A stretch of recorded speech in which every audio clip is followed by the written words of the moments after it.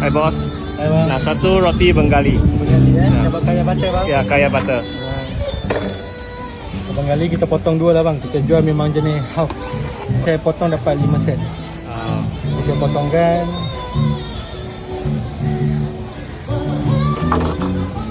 Dan saya letak kaya lah. Kaya dengan butter. Firstly kita letak butter dulu.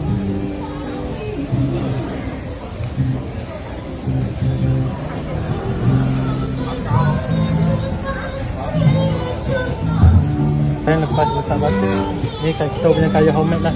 Homemade. Homemade kaya. Okey, boleh. So, dia manis tapi dia kurang manis daripada yang Sardinia punya lah. Okey.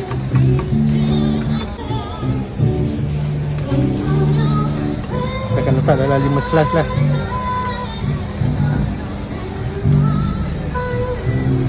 Roti ni pun boleh request. Kalau nak potong 6 pun saya boleh buat potong 6. Tapi dia nipis sikit lah. Oh, Ni saya nipis sikit. ikutkan je Ya. semua lah.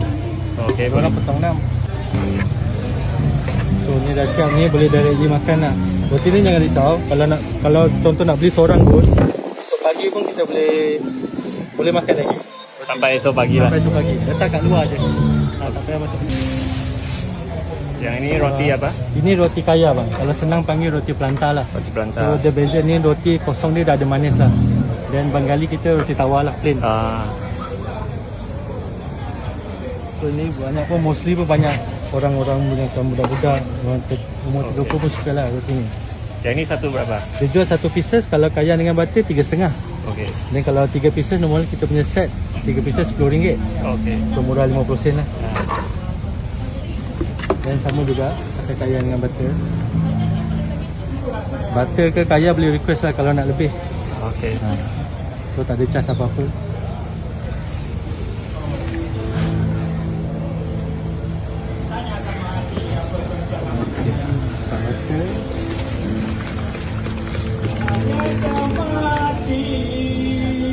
Kaya jangan risau, kaya masih panas sebab saya maintain kaya.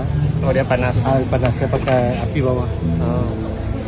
Ini boleh tahan sampai Ini esok kalau lah? dah sapu sampai esok petang boleh. Dia 1 hari setengah lah, just letak kat luar je.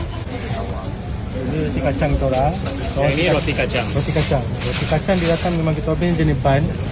Ban cetak sama juga macam kelapa juga, ban juga, dalam ada inti. Okey.